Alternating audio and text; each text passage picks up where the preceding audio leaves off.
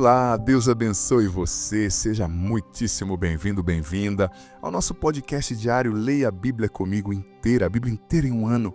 Olha, aqui nós leremos a Bíblia ao longo desse ano, do Gênesis ao Apocalipse.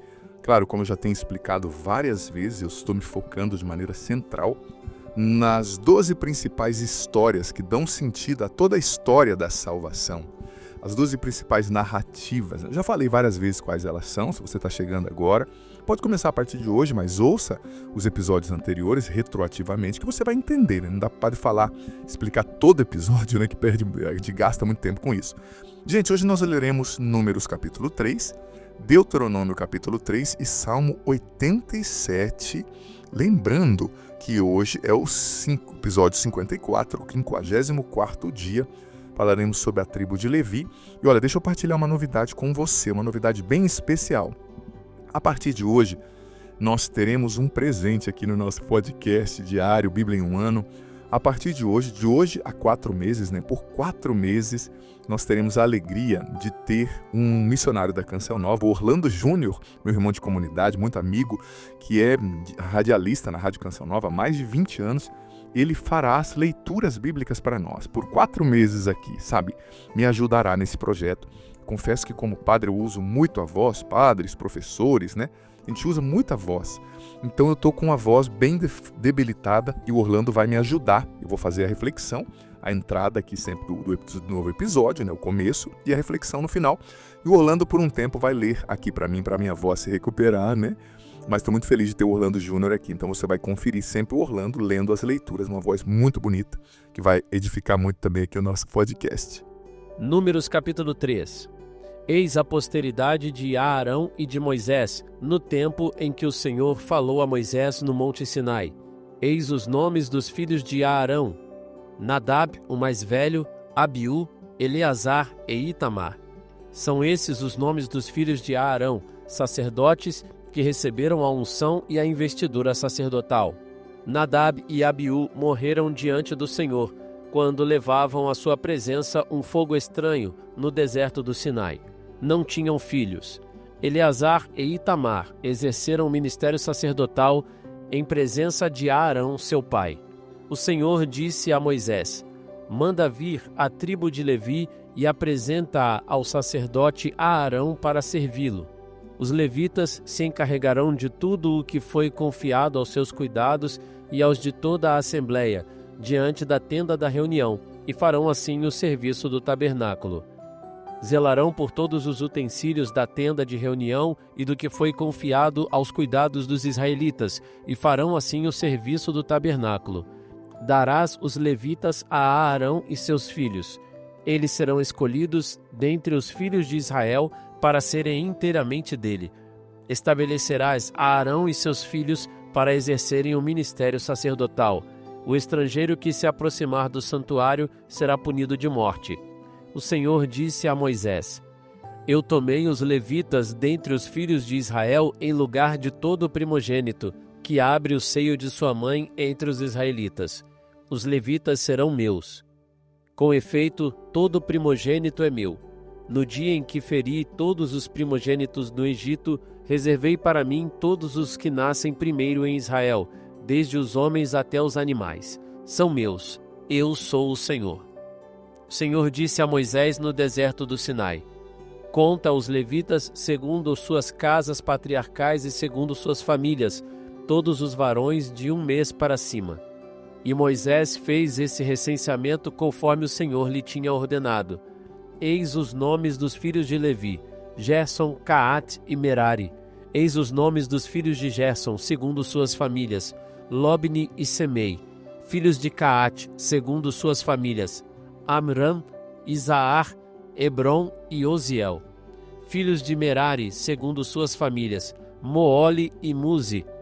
São estas as famílias de Levi, segundo as suas casas patriarcais. De Gerson provém as famílias de Lobni e de Semei, são as famílias dos Gersonitas. Contando todos os varões da idade de 1 mês para cima, foram recenseados 7.500. As famílias dos Gersonitas acampavam no ocidente, atrás do tabernáculo. O príncipe da casa patriarcal dos Gersonitas era Eliasaf, filho de Lael. Na tenda de reunião tinham os gersonitas o cuidado do tabernáculo e da tenda, de sua cobertura, do véu que cobria a entrada da tenda da reunião, das cortinas do átrio, do véu de entrada no átrio, que circundavam o tabernáculo e o altar, e de suas cordas para todo o serviço. De Caate provém as famílias dos Amranitas, dos Gessaritas, dos Abronitas e dos Ozielitas. Essas são as famílias dos Caatitas. Contando todos os varões da idade de 1 mês para cima, havia 8.300 encarregados do santuário. As famílias dos Caatitas acampavam para a banda do meio-dia, ao lado do tabernáculo. O príncipe da casa patriarcal das famílias dos Caatitas era Elissafã, filho de Oziel. Aos seus cuidados foi confiada a guarda da arca, da mesa, do candelabro, dos altares e dos utensílios do santuário, que serviam para o ministério, o véu e tudo que se relacionava com o seu serviço. O príncipe dos príncipes dos levitas era Eleazar, filho do sacerdote Aarão. Ele tinha a superintendência sobre os que velavam pela guarda do santuário. De Merari provém a família dos Moolitas e as dos Muzitas. Essas são as famílias dos Meratitas. Contando todos os varões da idade de 1 mês para cima, foram recenseados 6.200. O príncipe da casa patriarcal das famílias de Merari era Suriel, filho de Abiail. Acampavam ao norte do tabernáculo. Os filhos de Merari tinham a guarda das tábuas do tabernáculo, de suas travessas, de suas colunas, seus pedestais, de todos os seus utensílios e de todo o seu serviço. Das colunas que se encontravam em volta do átrio, com seus pedestais, suas estacas e suas cordas. Moisés, Aarão e seus filhos acampavam diante do tabernáculo ao oriente, diante da tenda da reunião ao nascente, e tinham o cuidado do santuário para os israelitas. O estrangeiro que se aproximasse devia ser punido de morte. O total dos levitas recenseados por Moisés, segundo suas famílias, assim como o Senhor ordenara a todos os varões da idade de 1 mês para cima, era de 22.000.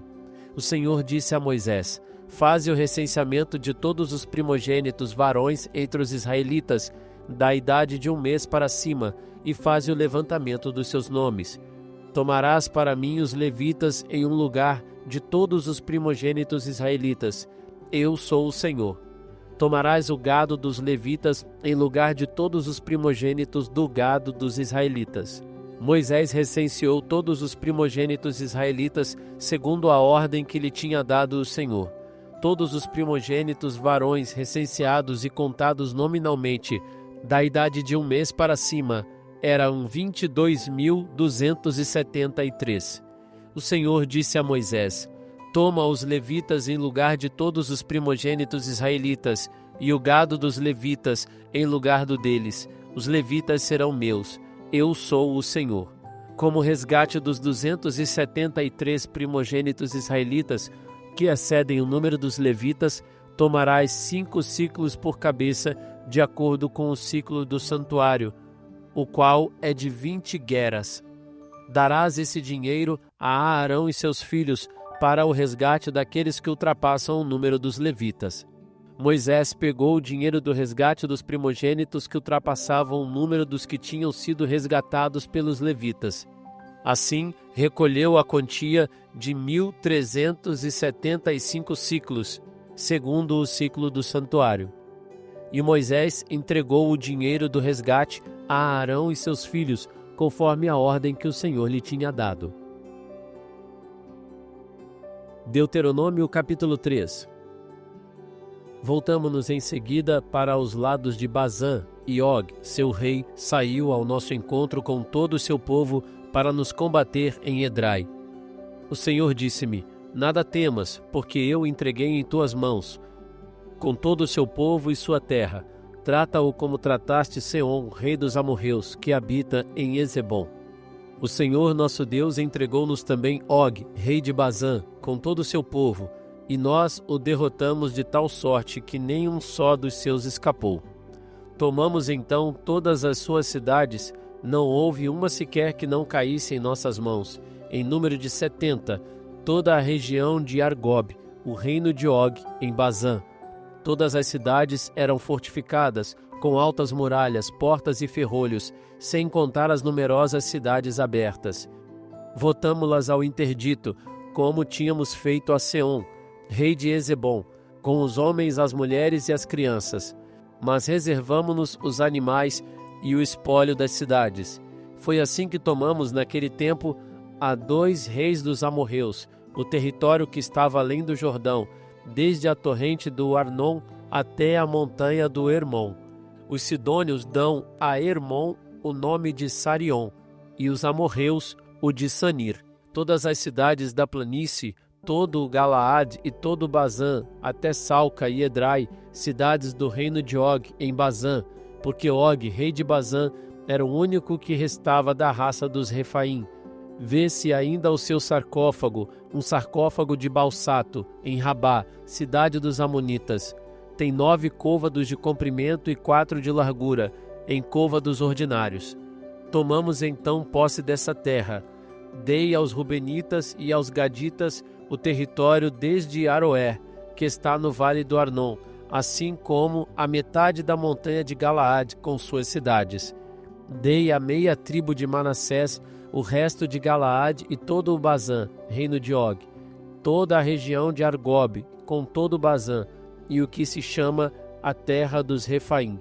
A Jair, filho de Manassés, coube toda a região de Argob até a fronteira dos Gessureus e dos Macateus, e ele deu o seu nome às aldeias de Bazã, chamadas ainda hoje aldeias de Jair. A Maquir dei Galaade. Dei aos Rubenitas e aos Gaditas a terra que se estende desde Galaade até o torrente do Arnon, servindo de limite o meio do vale, e depois até a torrente de Jadoc, fronteira dos Amonitas. E enfim, a planície do Jordão, desde Genezaré até o mar da planície, o mar salgado, ao pé das encostas do Fasga, para o oriente. Naquele tempo dei-vos esta ordem: o Senhor vosso Deus deu-vos esta terra em herança. Vós, pois, homens valentes, tomareis vossas armas e marchareis à frente de vossos irmãos, os israelitas. Somente vossas mulheres, com vossos filhos e vossos animais, sei que tendes muitos animais, ficarão nas cidades que vos dei, até que o Senhor tenha assegurado o descanso de vossos irmãos, como o vosso, e tenham por sua vez tomado posse da terra que o Senhor vosso Deus lhes dá do outro lado do Jordão. Então cada um voltará à possessão que lhe dei.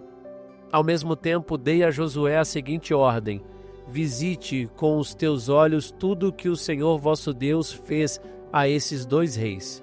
Deste modo tratará o Senhor todos os reinos que atravessares. Não os temas, porque é o Senhor vosso Deus que combaterá por vós.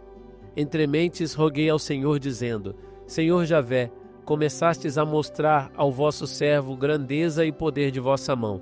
Qual é, nos céus e na terra, o Deus que pode igualar-se a vós em obras e grandes feitos? Ah, se pudesse também eu passar e ver essa boa terra além do Jordão, essa bela montanha e o Líbano.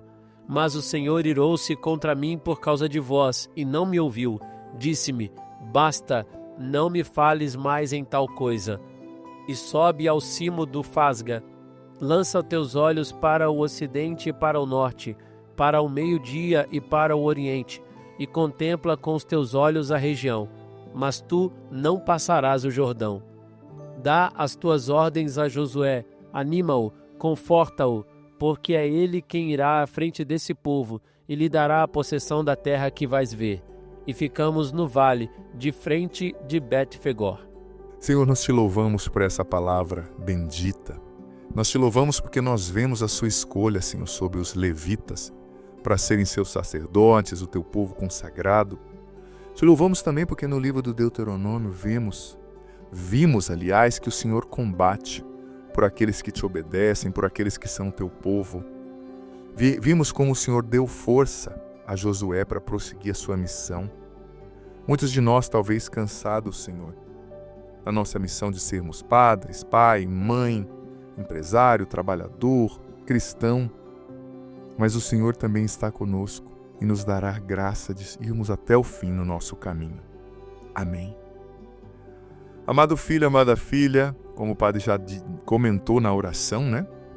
Nós lemos em Números, capítulo 3, a tribo de Levi, né? Sobre a tribo de Levi, que foi separada por Deus das outras tribos, né? E eles estiveram acima dos outros israelitas, que adoraram, né, o bezerro de ouro, né? Deus os elevou. Toda a tribo de Levi foi colocada a serviço de Deus no tabernáculo. Mas nem todo levita era um sacerdote, né? Alguns entre eles eram sacerdotes. Mas você sabe que antes, todos os israelitas eram sacerdotes. Mas depois da transgressão, quando eles adoraram o bezerro de ouro, né? Aí Deus separou só a tribo de Levi, né? Que tinha ficado fiel, para adorá-lo e servi-lo no templo, né? Interessante a dinâmica da escolha de Deus. Ao longo de toda a história, Deus sempre escolheu pessoas. Separou pessoas para Ele, para o seu trabalho. Por isso a gente precisa rezar pelas vocações. Olha, eu sou padre, sou muito feliz de ser padre, mas eu vou ser sincero. Tem muito trabalho, muita coisa. A gente precisa de mais padres, urgente. Se eu mostrar para você quantas mensagens chegam por dia, pedido de socorro, de direcionamento nas minhas redes sociais, você vai falar, padre, você está brincando. E eu tento dar o meu melhor, mas eu sou um só, né? Não consigo. Então a gente precisa rezar por vocações, por boas vocações, que Deus continue chamando, separando, preparando e enviando pessoas para serem padres, freiras, consagrados, famílias santas, leigos engajados nas paróquias, nas comunidades. Nós precisamos. Rezemos pelas vocações. E cuidemos também das vocações que a gente já tem. Se você tem um padre, cuide desse padre. Faça uma comida para ele, mande de vez em quando. Não fique falando mal do padre. Olha, eu vejo que tem sacerdotes que sofrem muito nas paróquias. Tem paróquias nas quais o povo fica espionando até o que o padre come, que ele pede para comer e sai falando. Uma língua maligna. Cuidemos dos sacerdotes, eles são dons de Deus para nós, as freiras, os religiosos, os consagrados, em geral. Nós vimos também em Deuteronômio, né? Moisés, são os discursos de Moisés, o Deuteronômio, e o quanto ele... Interessante, né? Isso aqui mexia muito comigo antigamente, eu vou ser sincero, né? O quanto Moisés, ele implorou a Deus para ver a terra prometida, mas Deus disse para ele, você não vai, porque ele tinha batido 2 vezes na rocha, né? E Deus tinha falado para ele não bater daquela forma, mas ele perdeu a paciência. E o Senhor ficou, digamos assim, usando uma linguagem humana, né? Bravo com ele, né? Falou, você não vai entrar na terra prometida. Pode parecer uma injustiça, né? Desde que Moisés era um homem fiel, um bom homem, um bom líder. Mas, gente, saiba de uma coisa, você que é líder, eu que sou líder, nós seremos julgados em um padrão mais elevado, sabe? O juízo vai ser mais severo para com a gente. Você que é pai, você que é mãe, você que é padre, você que é líder. Deus te deu coisas e Deus te colocou em uma posição de autoridade. E a quem muito é dado, muito será cobrado. Tem pecados que para o povo, vou usar esse termo, uma analogia, tá, gente? Não funciona assim, só uma analogia. Talvez até Deus faça vista grossa no dia do juízo para o povo simples, mas para um padre que conhece a verdade, para um líder, para alguém que conhece a palavra, conhece Deus, o juízo vai ser mais apertado, né? Então Moisés, por ser um líder e ter visto tudo que Deus fez, ele se irritou profundamente. Pode parecer simples para nós, mas isso aqui demonstrou uma falta de confiança em Deus, uma irritação, uma desobediência, sabe? E ele, como era um líder, o julgamento, apesar de Deus amá-lo, Deus também disciplinou e fez dele uma lição para os outros, né? O julgamento era mais severo. A quem muito foi dado, muito será cobrado, né? Por isso que nós que somos líderes, não que nós nos desumanizaremos, nós somos humanos, mas temos que lutar para dar um bom testemunho. E essa questão do testemunho é muito séria. Você que é pai, mãe, teu filho está vendo tudo que você faz. As pessoas estão olhando a gente não percebe, mas estão. Interessante ver também que Deus sempre responde às orações, né? Mas a resposta dele às vezes é não. Você viu, Moisés pediu, eu quero entrar, e Deus disse não. Então, Deus é fiel, Ele nos ama sempre, gente. Mas também no mistério da sua graça, Ele sempre vai ser soberano e livre, ele não é obrigado a fazer o que a gente quer. Então, às vezes a resposta de Deus vai ser não, mas é por um bem maior, a gente não entende. No céu nós vamos entender por que Moisés não entrou. É certeza que ele está no céu, que no Monte Tabor ele apareceu para falar com Jesus, ele e Elias, né? Mas tem um mistério de Deus, tem uma lição de Deus ali para o povo, para nós. E outra coisa também, é bonito ver Deus encorajando Josué, né? Dizendo, você vai entrar, eu vou estar com você. Deus também está te encorajando hoje. Não sei qual é a sua batalha. Em frente, eu estou contigo. Se Deus for com você, se a presença dele for à sua frente, a vitória é certa. Então confia, tá bom? E dê sobre você o seu dia, a bênção do Deus Todo-Poderoso, Pai, Filho e Espírito Santo. Amém? Escreva aqui nos comentários, nem que seja uma, 2 linhas, o que você entendeu desse evangelho, dessa reflexão, que ficou forte para você. Deus abençoe. Evangelho não, da leitura, aliás. Deus abençoe. Que bom ter você aqui nesse podcast diário. Leia a Bíblia comigo em um ano, a Bíblia inteira. Você é convidado a viver essa aventura de conhecer a Sagrada Escritura. Se você está chegando hoje, você pode começar a partir daqui. A partir de hoje, vai acompanhando a cada dia e você vai depois ouvindo os episódios anteriores. Vai no começo da playlist, a Bíblia em um ano, hoje você ouve o do dia de hoje e ouve o do primeiro, amanhã o do dia de amanhã e o segundo, e assim você vai, consequentemente, gradativamente, ouvindo os episódios anteriores e fazendo parte dessa playlist ao longo desse ano, lendo a Bíblia inteira com a minha explicação. Olha, vem fazer parte, seja perseverante, você vai colher frutos maravilhosos. E lembrando que o vídeo entra sempre ao meio-dia, mas fica aqui. Você pode ouvi-lo no momento que você quiser, na playlist Bíblia em um ano, vá desde o começo, aprenda a Sagrada Escritura, você vai receber muitas bênçãos. Bem-vindo e se inscreva no canal, vem fazer parte da nossa família.